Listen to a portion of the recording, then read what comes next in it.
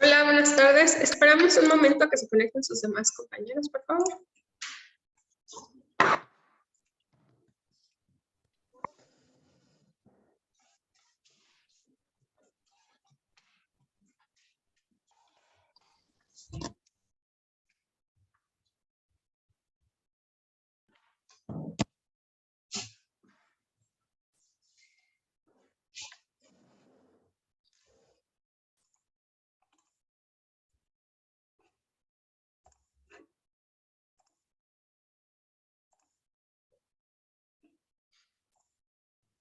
¿Cómo están, chicos? Más o menos. ¿Y usted? Ya mejor. ¿No ha salido ningún qué infectado en su casa de COVID? No. ¿No? Qué bueno. Mi mamá, pero ya se recuperó. ¿Ya? ¿Cuándo? ¿Cuándo se infectó? ¿Cuándo fue? La semana pasada empezó el lunes Ajá. y ya para el viernes, sí, no es cierto, fue hace 15 días, el lunes, y hasta el jueves de la semana pasada ya se volvió a hacer la prueba y ya dio negativo, ya estaba bien. Ah, ya, qué bueno. Gente que ahorita se está infectando.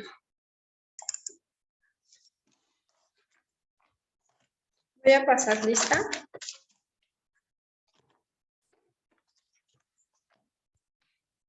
Nancy. Presente. Gracias. Monse. Presente. Gracias. Carla. Presente. Damaris. Presente. Aldo. David. Presente. Max. Presente. Kevin. Presente. Pedro. Presente. Hugo. Denise. Presente. Jesús. Presente. Dana. Presente, mis.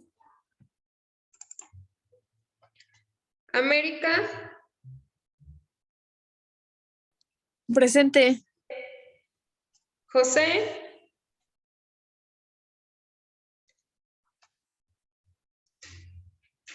¿No está José?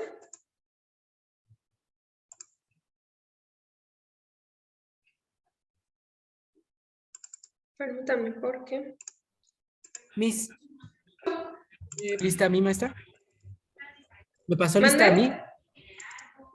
mí? López ¿Quién Aldo, eres? es que justo cuando entré y pasó mío. Sí. Ok, gracias. O sea, sí te pasé, te puse inasistencia porque no estabas. Chale. Ok.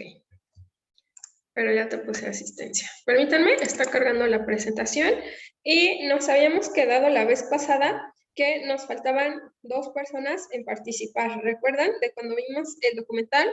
Faltaba Pedro y Hugo, pero no está Hugo. Entonces, Pedro, vamos contigo en lo que carga la presentación. ¿Qué significa para ti cocinar? ¿Qué te identifica como mexicano?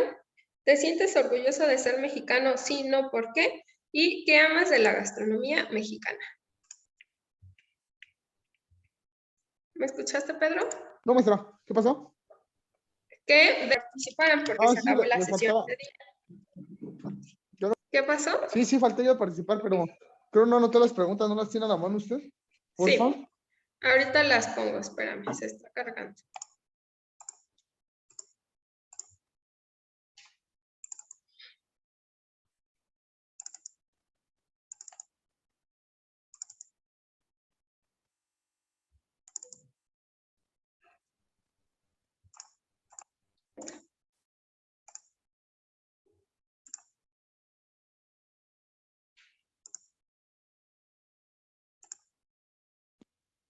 Ya las encontré, maestra, si quieres se las voy leyendo.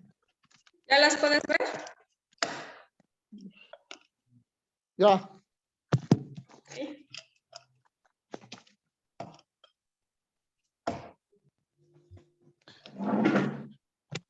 Vas, Pedro. ¿Qué significa para ti cocinar? Para mí cocinar pues es una forma como que de demostrar lo que sientes, aparte de que es un arte, ¿no? Porque pues con los insumos o con las cosas que tienes, pues puedes preparar una infinidad de cosas. Y aparte de todo, pues es rico. Y es comida, ¿no? ¿A quién no le va a gustar la comida? ¿Qué más? ¿Y qué te identifica como mexicano? Creo que las ganas de querer salir adelante y pues, de apoyar a los demás en lo que se pueda. No creerme como que el mandamás en ningún lado. O sea, con lo que puedo, creo que intento ayudar a los demás. ¿Te sientes orgulloso de ser mexicano? Sí, porque pues México es un país muy, muy bonito en todos los sentidos. Creo que nada más lo malo de un mexicano es muy ambicioso. Ahí tenemos como que a los presidentes, que es lo que han llevado a la quiebra a México. Pero ahí en fuera, o sea, México es un país que, sea como sea, se las arregla para salir adelante día a día. ¿Y qué más de la gastronomía? Bueno, ¿qué más de la gastronomía mexicana? Pues es que sí es todo el sazón. Como que los mexicanos tienen un sazón como que muy rico, y más los pueblitos y cosas así. Entonces es como que lo que más amo de la gastronomía mexicana. ¿Y qué aportas a tu país? Pues por el momento nada. Ya después espero poder aportar algo. Ok, Gracias. gracias. Ahora vamos, por favor, con Aldo. Yo ya había participado, ¿no? ¿O quién lo vuelve a hacer? Te tengo como que no. Me falta aquí Aldo, José, Yo sí participé, pero Pedro bueno. y Hugo. Yo sí participé, pero bueno. ¿Qué significa para ti la cocinar? Para mí es como, por así decirlo, ser alguien útil e indispensable como un doctor, porque pues tienes en riesgo la vida de la gente por si mexicano. Usualmente es la cultura. A mí me gusta mucho, por ejemplo, la cultura del Día de Muertos, que es algo que solo aquí en México se celebra de una forma. ¿Te sientes orgulloso de ser mexicano? Me siento orgulloso, pero a la vez no, porque a veces en México, pero ¿por qué pasa esto? Y ahí es cuando digo, no me siento orgulloso, pero usualmente sí. Eh, ¿Qué amas de la gastronomía mexicana? Que es bastante que se repita como tal. Por ejemplo, o sea, un maíz podrido le sacamos un nombre chido a tu país, no sé. Eh, yo diría que aportaría un poquito de ayuda más con mis impuestos, en algún futuro cuando pague impuestos y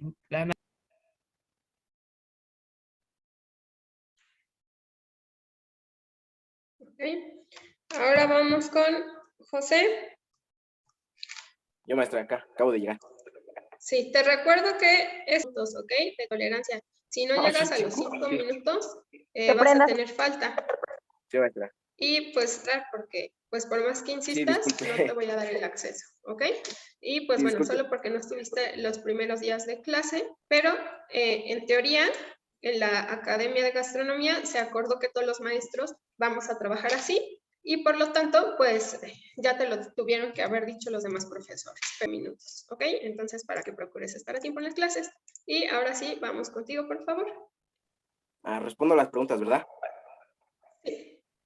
Sería como un arte para mí la cocina. Es que habíamos visto una película que tú no viste, bueno, un documental, y esas preguntas iban más o menos con No base en estuve en la eso. clase pasada. Recuerda que la pueden ver en YouTube, todas las clases están ¿Cómo ahí se llama? guardadas en mi canal de YouTube. Se llama Escapando. Entonces, bueno, contéstanos qué significa para ti cocinar y todas las demás preguntas, por favor. Para mí cocinar, bueno, la cocina es un arte. A mí me encanta cocinar. Es para mí lo que significa cocinar. ¿Qué me identifica como mexicano? Yo diría que, ¿cómo se puede decir? Ah, ¿cómo le digo? ¿Cómo le digo? Ay, es que ya me puse nervioso. ¿Por qué? No, no sé. Sin pena, sin pena. No se apene. ¿Qué pasó? No me identifico. Yo digo que ¿cómo me identifica como mexicano? Yo diría que mi cultura gastronómica, ya que es muy bueno, es extensa. Y si me siento orgulloso de ser mexicano, sí, me siento orgulloso. Como lo había repetido, por lo mismo tiene buenas culturas, bonitas tradiciones. ¿Qué amo de la gastronomía mexicana? ¿Cómo lo puedo decir en una palabra? Pues su comida, más que nada. Es lo que a mí me gusta mucho de la gastronomía mexicana. ¿Y qué aporto para mi país? Todavía no sé, no pago impuestos, no nada. Ujú. Ya. Vale, gracias. Entonces, bueno, voy a dejar de compartir.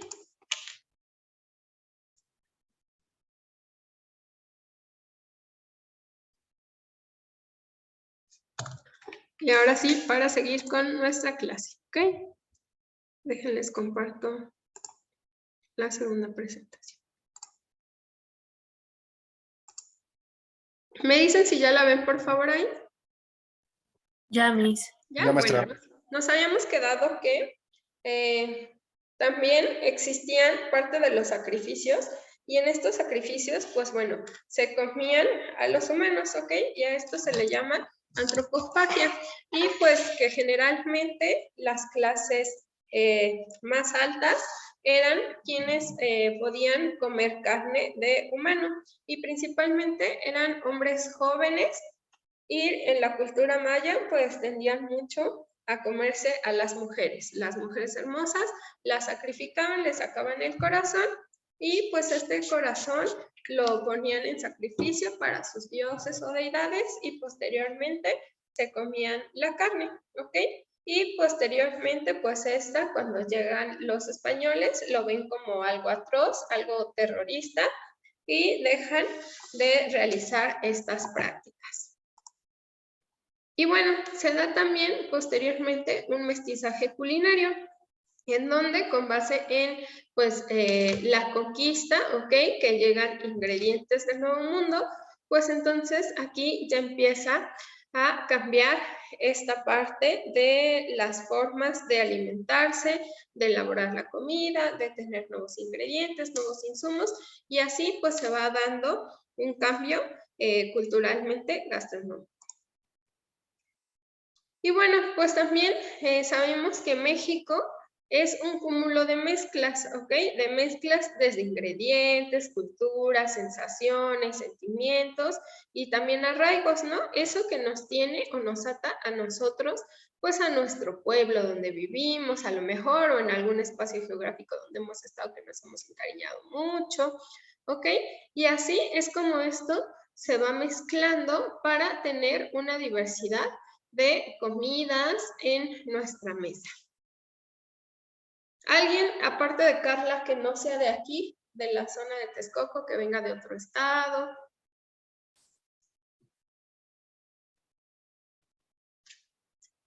¿Nadie más? ¿A fuerzas de otro estado ¿O de de otro otro municipio? pueblito que se hayan venido a vivir para acá? Ah, no, nada. ¿O de otro país, si es que vienen de otro país? ¿No? Carla, ¿qué es lo que extrañas de tu estado? El clima, la comida y pues obviamente a mi familia, ¿verdad? Ok, ¿y de la comida qué es lo que más extrañas? La birria y las tortas ahogadas. Ok, ¿la carne en su jugo no? No, no me gusta mucho. Me gusta más la birria. Gracias. Y bueno, gracias a esta mezcla o a este mestizaje culinario, pues se da origen al mole, ¿ok? Como ustedes saben, el mole pues es un platillo muy típico de nuestro país, pero es un ejemplo del mestizaje culinario. Y se dice que no hay un guiso más castizo y barroco que el mole, ¿ok? Porque este se da pues gracias a esta fusión de dos mundos, de los ingredientes y pues también lleva muchísimos ingredientes, por lo cual es un platillo muy, muy barroco. Y pues en este mole se resumen los elementos del mestizaje, Y también, pues bueno, para hacer un mole, anteriormente utilizaban el guajolote. Hoy en día lo hacemos con pollo. Hay en algunas regiones en donde acostumbran comer carne de cerdo frita con el mole verde, por ejemplo, ¿ok? Pero el original era con guajolote, chocolate, que son pues endémicos de nuestro país, pero otros que llegaron como es el clavo y la canela. Entonces ahí podemos ver una representación total de este encuentro de dos mundos. Y tengo unos videitos para ustedes.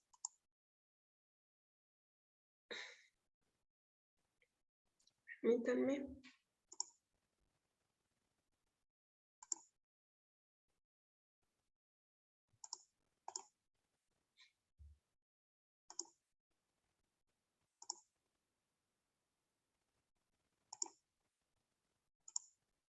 Me dicen si ya ven mi My name is pantalla. Ariel, and I just En las Antillas, los españoles se asombraron. La pantalla de YouTube, niños. ¿Me escuchan?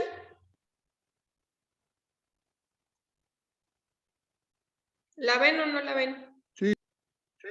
Ok, ahí va el video. El México por mucho. Lo que habían visto en las Antillas, los españoles se asombraron por la riqueza del mercado indígena de Tlatelolco.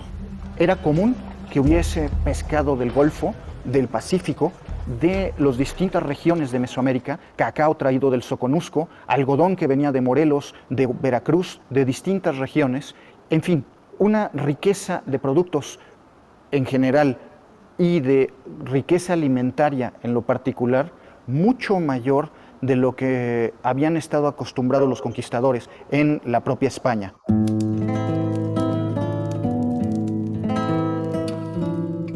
Entre el pan europeo y la tortilla prehispánica, entre el ajo español y el chile indígena, la gestación de una nueva cocina estaba por comenzar.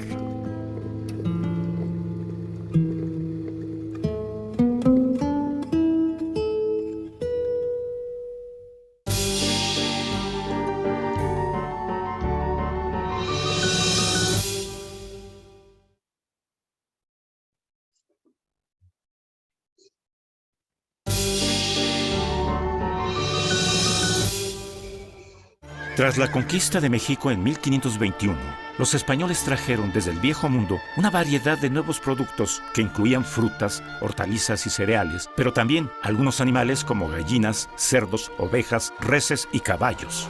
La introducción de estos elementos en la Nueva España corrió mayormente a cuenta de los misioneros, quienes tenían un trato constante con la población indígena. Al tiempo en que estudiaban los usos y costumbres de los naturales, los frailes se ocuparon de transmitir el conocimiento europeo sobre agricultura, ganadería y otras actividades productivas. Realmente los primeros protectores de los indígenas fueron Fray Bartolomé de las Casas, el mismo Pedro de Gante, Motolinía y Don Vasco de Quiroga.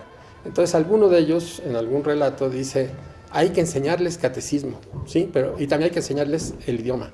Pero lo primero es que hay que enseñarles a sembrar, hay que enseñarles a cultivar el campo, hay que enseñarles a producir alimentos. A veces tarde y a veces temprano, la adaptación de las plantas europeas llevó hasta las mesas novohispanas cítricos como el limón y la naranja, hierbas y especias como la albahaca, el cilantro, el jengibre y la canela, y frutas como la manzana, el melón, la piña y el plátano, algunas de las cuales habían pasado a Europa desde Asia y África. El cronista español de estas plantas en la Nueva España. Entonces dice, las coles y las lechugas costaron mucho trabajo aclimatarlas. Llevábamos la simiente de Sevilla, las plantábamos, pero después tardaron mucho tiempo y a veces no se daban, teníamos que volver a traer las semillas para que se dieran. Y hay algunos cultivos que se mencionan como muy rápidos. Por ejemplo, Fray Diego de Landa menciona, dice, todos los cerros de por aquí están llenos de albahaca. Algunas otras cosas, por ejemplo, los rábanos también se dieron muy bien y nos gustaron. Los incluimos en el pozole, le ponemos los brotes o las hojas al mole verde o al pipián, ¿verdad?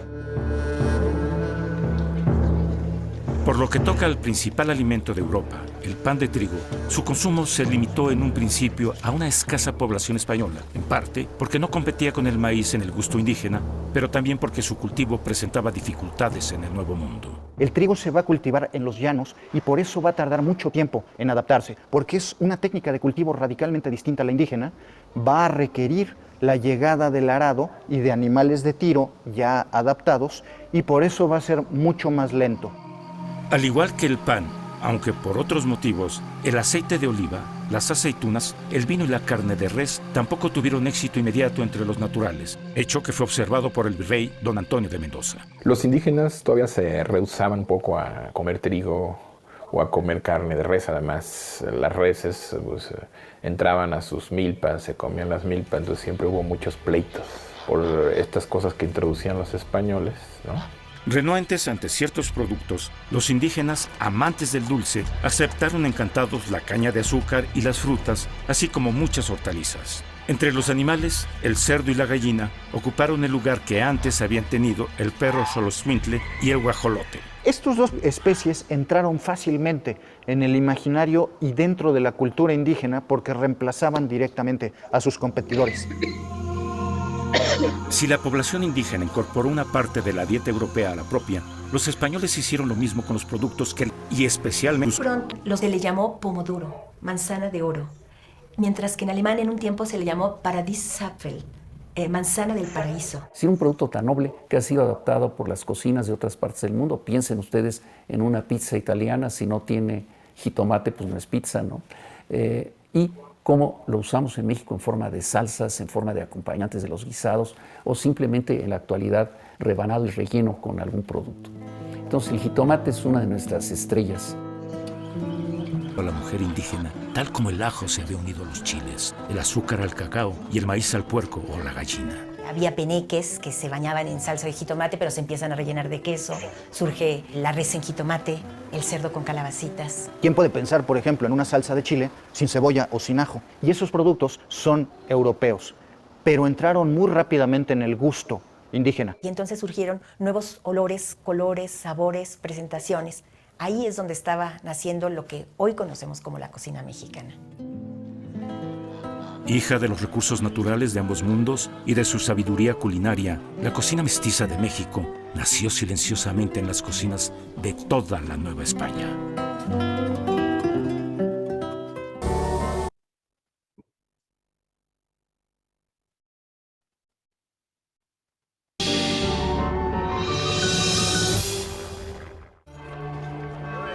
Al comenzar el siglo XVII, los productos europeos se habían mezclado con los indígenas al punto que la cocina mestiza seducía por igual a todos los sectores de la abigarrada sociedad novohispana. No sin antes vencer a algunas resistencias, incluso el pan de trigo se hizo de un lugar en el gusto de los naturales que pronto mostraron su habilidad con la masa. Investigaciones permiten demostrar que 90% de los trabajadores de las panaderías en la Nueva España eran indígenas. Y entonces la panadería mexicana, bueno, fue de un florecimiento impresionante, ¿no? Los bizcochos se fueron haciendo, los panes de dulce, incluso en las casas, en pequeños amasijos. Mientras en el norte la cocina del trigo y de la res entraba en complicidad con los chiles autóctonos, algo semejante pasaba en cada región del país, donde a los viejos productos se unían los nuevos según lo dictaba el temperamento local. Un caleidoscopio de intercambios culinarios que se vería potenciado por la llegada de productos asiáticos al puerto de Acapulco. A través de la nao de China, el llamado galeón de Manila, que desde el Pacífico iba hacia Filipinas, colonia española, y de ahí a China, a Japón y a la India, para comerciar y permitir traer los productos asiáticos a través de la Nueva España hacia Europa y los productos europeos hacia el territorio asiático. Más que ningún otro lugar en la Nueva España, la ciudad de Puebla resultó beneficiada por los nuevos ingredientes que llegaban desde Asia al puerto de Acapulco. Aunque Acapulco pertenecía a la Arquidiócesis de México, pegadito estaba el territorio poblano. Entonces esto enriquecía el mercado culinario de la ciudad, a diferencia de otras ciudades. Las monjas poblanas, especialmente, recibieron encantadas los tesoros que venían de Oriente. Sometidas en sus conventos a penosas dietas, la pasión de cocinar para otros se había apoderado de ellas. A su habilidad como cocineras y a la variedad de productos disponibles, las profesas poblanas añadían otra ventaja: poseían las mejores y más bellas cocinas de su tiempo. En la cocina, con todos los elementos que tenían a la mano, podían estar experimentando continuamente. Por eso se dice que es un laboratorio, porque lo era. Cada convento competía con el cercano en elaborar lo más complicado, el contraste de sabores, que es un poco lo que se viene formando en nuestra etapa colonial. Hay que combinar todo lo que se pueda para buscar nuevos sabores, nuevos sentidos a la comida, y esto provoca esa competencia. Gracias a esa competencia se inventaron tantos platillos conventuales. Conocidas por la preparación de conservas y dulces, las monjas poblanas alcanzaron con su mole el colmo de la refinación gastronómica, plato complejo como ninguno. La receta le añadieron la tortilla, el jitomate y las frutas secas traídas de Europa. Finalmente, la aportación de las especias asiáticas, como la pimienta, el clavo y la canela, hizo del mole un platillo universal y un símbolo exquisito de la gastronomía barroca de la Nueva España. El primer platillo que pudiera representar a todo el planeta en la historia de la humanidad fue un mole, porque tiene todas las especias de todas partes. Tiene nuestro maíz, tiene el cacao, tiene todos los ingredientes y quelites que había en nuestra tierra, más toda la influencia, hasta el pan, ¿no?, del trigo europeo, y por otro lado, todas las especies que vienen de Asia. Entonces, pues es una maravilla, pero aquí se van a juntar todas las especias del mundo. Junto al mole, otro platillo exquisito de compleja elaboración, el chile en nogada, daría prestigio a la cocina conventual poblana. Su protagonista central, el chile poblano o tornachile, sintetizaba la historia de una gastronomía a caballo entre dos continentes. El chile poblano, o chile de tiempo, como le decimos en Puebla, no tiene un origen netamente mexicano, y uno se sorprende. ¿Cómo es posible? Sí tiene un abuelo, que son estos chiles largos que tienen la misma consistencia de los poblanos, que se dan sobre todo en la región de México, capital, y que se llama chilaca. Los españoles, que buscan todo lo que les parece extraño pero provechoso, se llevan a España una cantidad de productos americanos, y entre estos la chilaca, que a los españoles no les va a gustar por lo picante, pero que los hortelanos españoles injertan con el pimiento del norte de África. Y el producto de esta conjunción es un pimiento que sí tiene un poco de picor y que es regresado a la Nueva España y resembrado, y que toma un poquito del picor que había perdido. Si nosotros estuviéramos en el siglo XVII, nadie le diría chiles poblanos ni chiles de tiempo, les dirían tornachile, es decir, el chile que se fue y tornó. Y claro, si en España rellenan los pimientos, pues con más razón en la Nueva España. Entonces se va a inventar, llega gordo, con el espacio suficiente para llenarlo de lo que se quiera, ¿sí? Y las monjas pues lo van a inventar rápido. La noche del 15 de septiembre de 1810, en el pueblo de Dolores, Guanajuato, el párroco Miguel Hidalgo convocó a la insurrección que terminaría con el prolongado dominio español sobre el país. La maravillosa cocina forjada durante 3 siglos de paz estaba a punto de sortear muchos años de guerra.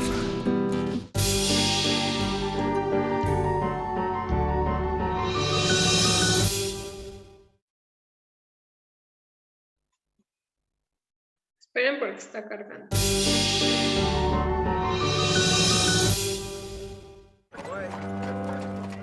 El 2 de agosto de 1821, poco antes de consumar la independencia de México, el libertador Agustín de Iturbide entró a la ciudad de Puebla al mando del ejército trigarante. Y la ciudad lo recibe como el caudillo de la independencia, como recibía el virrey, arcos triunfales, alfombras de flores, en fin. Y lo primero, a la catedral, al Te Deum, a la ceremonia. Y luego, como Dios manda, a la comida. Entonces, aquí, justo enfrente de este edificio donde estamos, estaba el Palacio Episcopal, y ahí es invitado a comer. Al término del banquete, don Agustín fue agasajado con los famosos chiles en nogada, un postre inventado tiempo atrás por las monjas poblanas y que luego se convertiría en célebre plato principal. Los organizadores del banquete le piden a las monjas de Santa Mónica, del convento agustino, que les preparen el postre, y ellas, con muchísimo ingenio, sacan los chiles en nogada rellenos de fruta como postre, y lo único que le añaden, en honor de Iturbide, es ponerle perejil y granada, para que junto con la nogada formen la bandera de las 3 garantías. Y claro, dicen, le gustó mucho, le encantó, pues como le iba a encantar un platillo de esa categoría. Y de ahí corre la fama de que los inventaron para Agustín de Iturbide. No los inventaron, los adornaron para Agustín de Iturbide.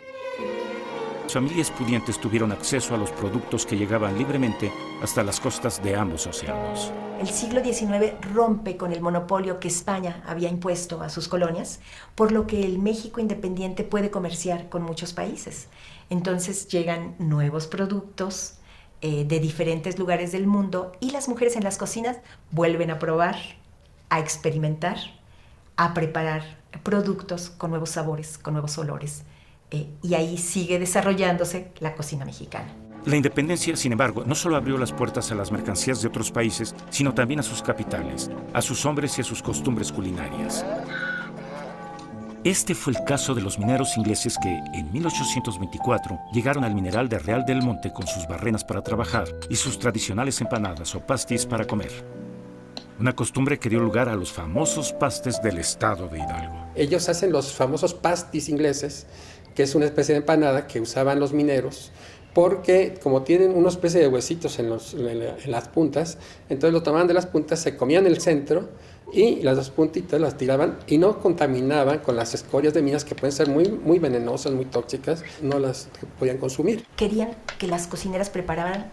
¿Sí? Las cocineras los prepararon, pero luego prepararon otros con champiñones, rellenos de queso, de manzana, y son nuestros pastes. Si para los inversionistas extranjeros México era un país rico donde era posible hacer negocios, para la mayoría de los mexicanos su nación era pobre, inestable y peligrosa. Las guerras constantes, la fragilidad de los gobiernos y la inseguridad de los caminos hicieron que la producción de alimentos decayera y que el comercio entre regiones fuera poco recomendable. El siglo XIX es un siglo de convulsiones.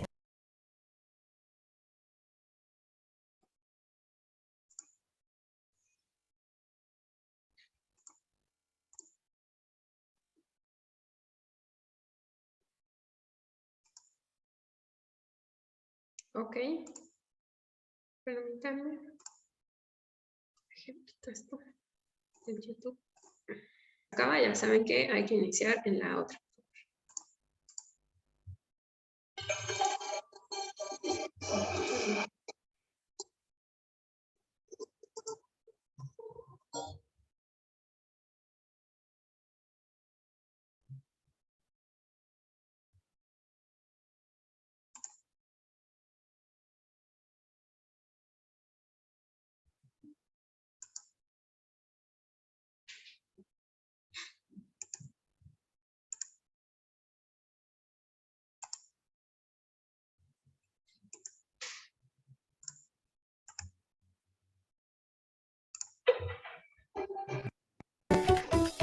Hace lo que quiere.